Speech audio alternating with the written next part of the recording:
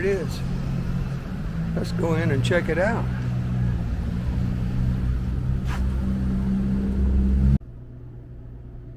Here we go. This is the real deal.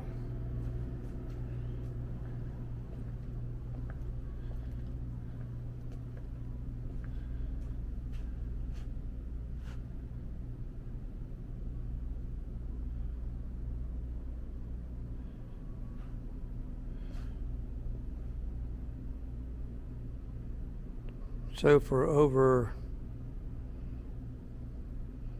100 years, it was in the river, bottom of the river, the Neuse River.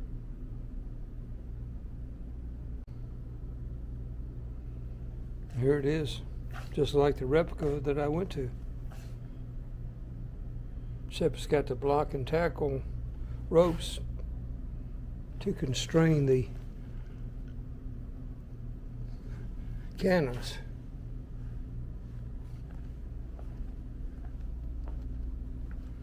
Well, let's take a stroll around it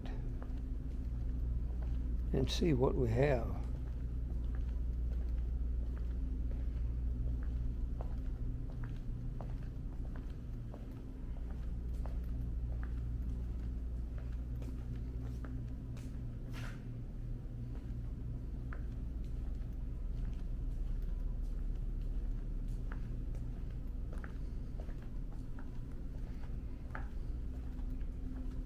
Look at the size of the boards.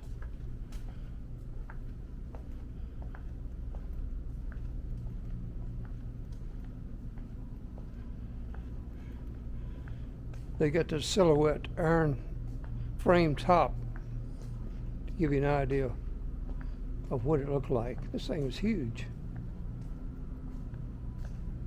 There's a replica right here.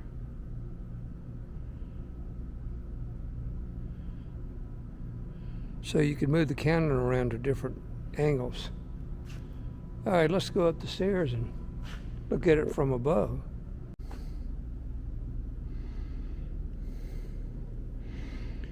Quite a bit of the hull was still intact,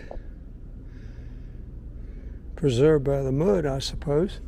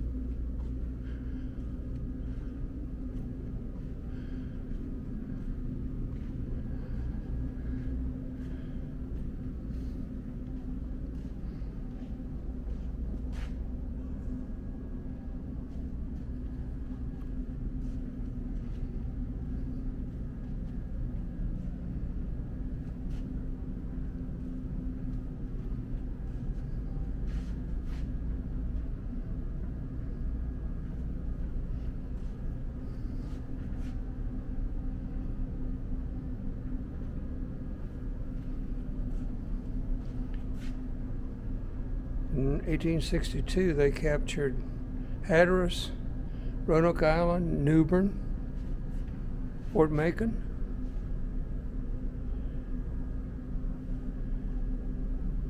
So this was the area of North Carolina that was Union occupied.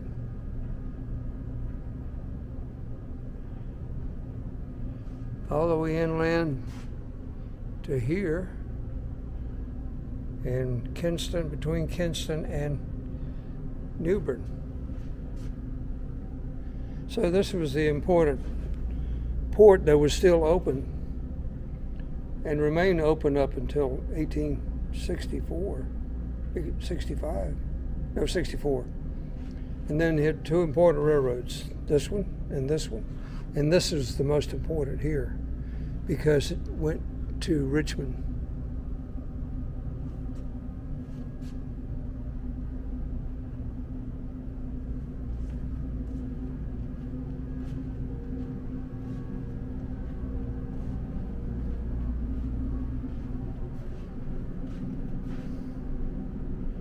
This is Lenoir County, where Kinston is.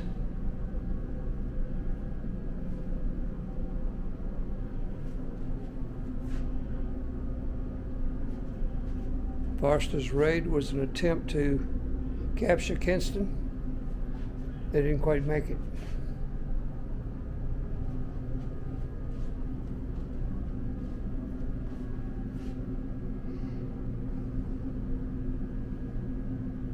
But in 1864, Sherman was bearing down on Kinston.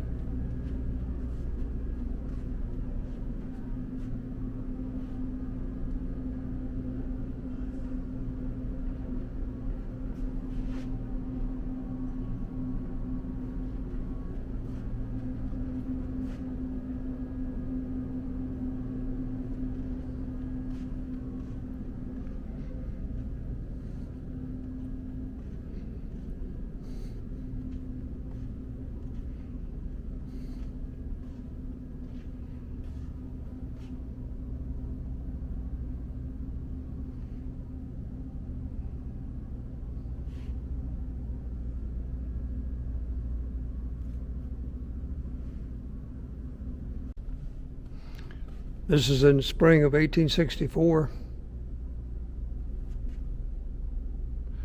No, make that 1865. The loss of the Battle of Wise Creek, Bragg abandoned Kinston to its fate. After covering the Confederates' retreat, the CSS Neuse was destroyed by her crew on March 11th, 1865. The town fell 2 days later. Most of the Union Army headed to Goldsboro and eventually rendezvoused with Confederate forces at the Battle of Bentonville. However, a brigade of Union troops was left in Kinston as an occupying force. Union soldiers remained in Kinston and Lenoir County until the end of the war. Over a month later, Confederate forces reported in the area as late as March 28th, but not in large numbers.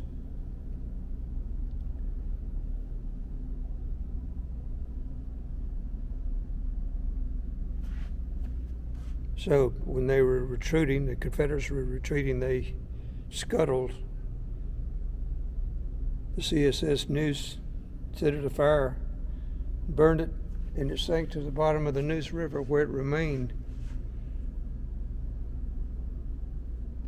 March the 8th, General Sherman's army entered North Carolina with 60,000 men.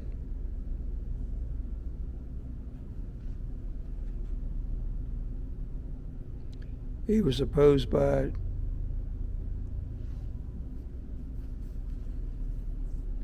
Joseph E. Johnson with 30,000 Confederates.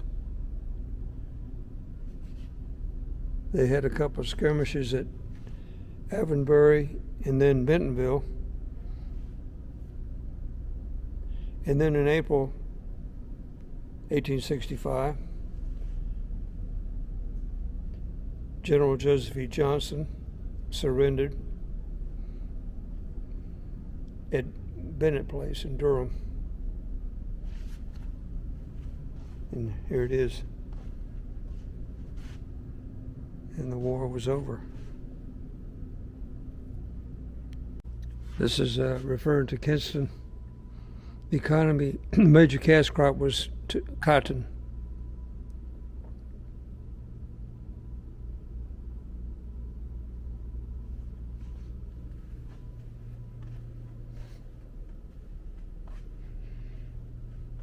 About half the population of the county was blacks. Ooh, it's looking a little cloudy out there.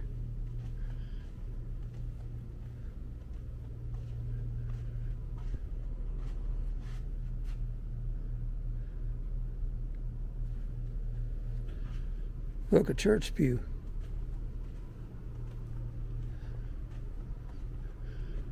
So Kinston was on the dividing line between Confederate control and Union control, which was in New Bern. They were on the cutting edge.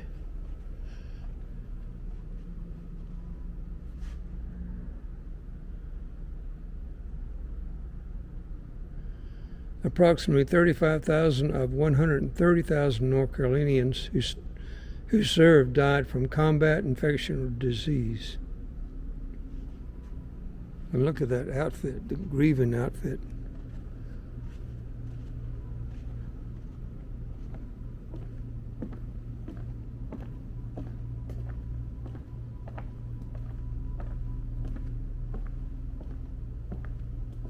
And this is a display about women in the war.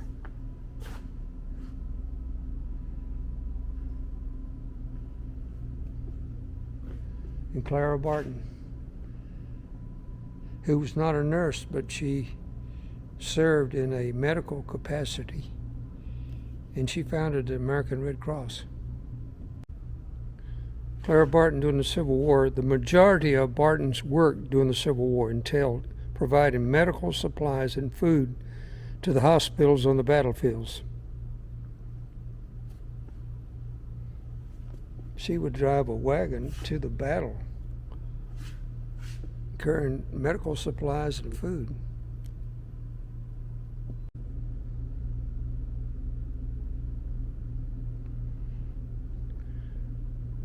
She, at the end of the war,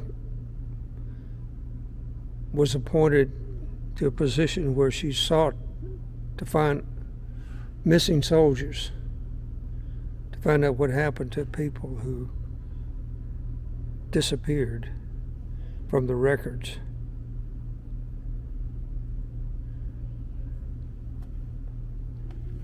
The Missing Persons Bureau.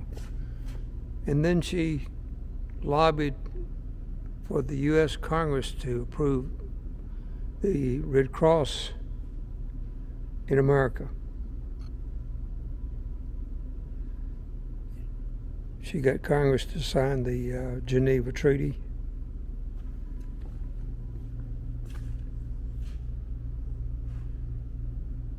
She was also active in women's rights and voting rights. And she was a lecturer.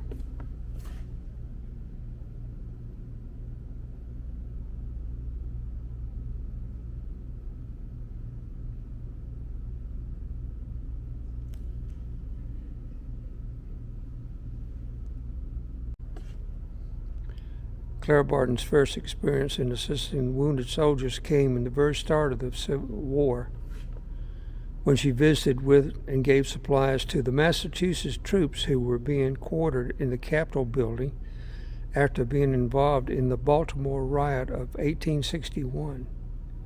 She quickly understood that the greatest need during the war was going to be support at the front, at the field hospitals established on or near the battlefields.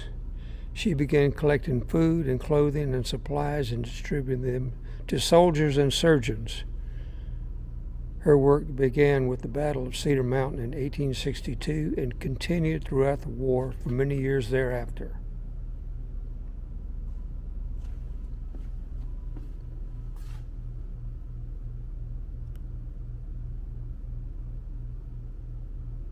She went to Europe and observed the relief operations of the International Red Cross during the Franco-Prussian War.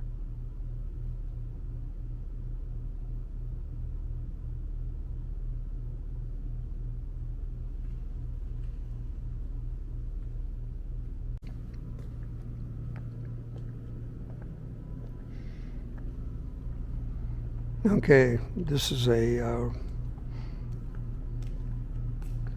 replica of the CSS Neuse.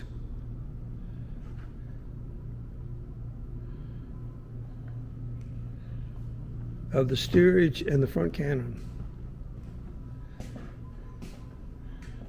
So here's where the captain stood. He had to peep through the small window there. And here's the cannon and the ropes, so it could be moved around, rotated around or 180 degrees as needed. They also had a cannon in the back. Then you're looking at how the muzzle would go out that hole there when it was facing forward. The ship's ordnance. The Neuse was outfitted with two 6.4-inch Brook rifles mounted on the swiveling carriages and placed in opposite ends of the casemate. Rifles were more accurate than smoothbore cannons because the barrels were rifled or contained spiral grooves, creating a spin in the projectiles and allowed them to fly straighter and further.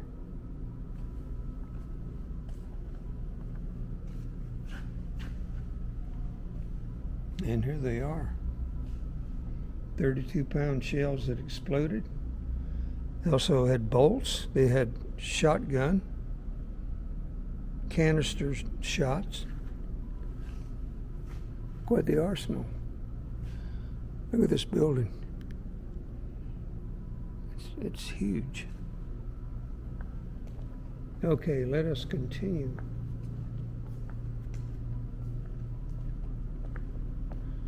Power, steam-powered, coal-fired.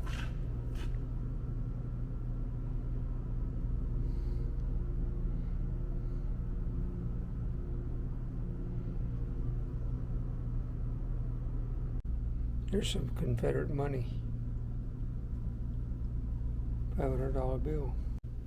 So the crew would sleep in hammocks. Food. I guess they could probably catch fish as well. But they probably ate a lot of salt pork and cornbread. Amusements. Quoits. I don't know what that is. Throwing some kind of disc. Drum corps. Cards, of course. Gambling. Horseshoes. Duties. The crew started the day at 5 a.m.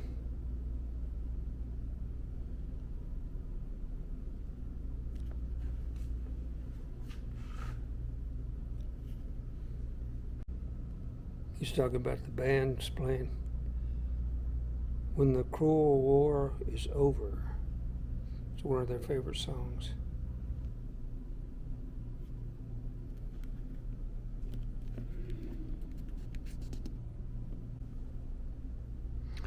In 1864, the CSS Neuse was going to be taken down river to Newbern in an attempt to recapture Newbern.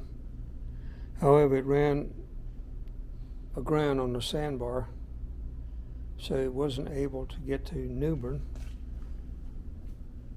and they had to wait for the river to rise so it could go back to Kinston. Last shots. In 1865, Fort Fisher fell in January. Shortly after, Fort Anderson, city of Wilmington.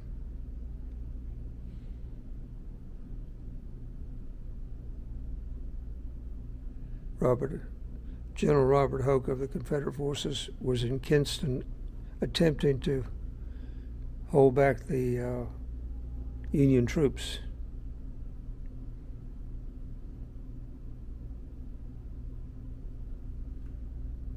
On March the 11th, 1865, advancing cavalry caused them to they chose to sink the Neuse by burning it, where she would remain for nearly 100 years, having never traveled further than a mile from her moorings. There it is on fire.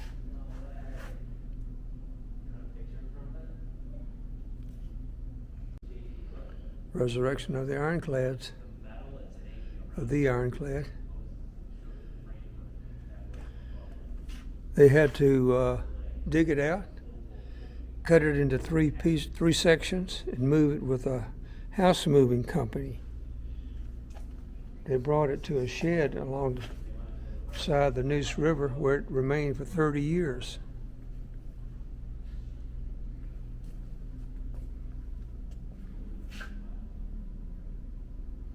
However, a couple of hurricanes and floods threatened it. Hurricane Floyd, Hurricane Fran flooded the area, so they decided to move it to higher ground. That's when they chose this building in downtown Kinston. In 2012, they moved it. That must have been a job, digging that out and loading it up.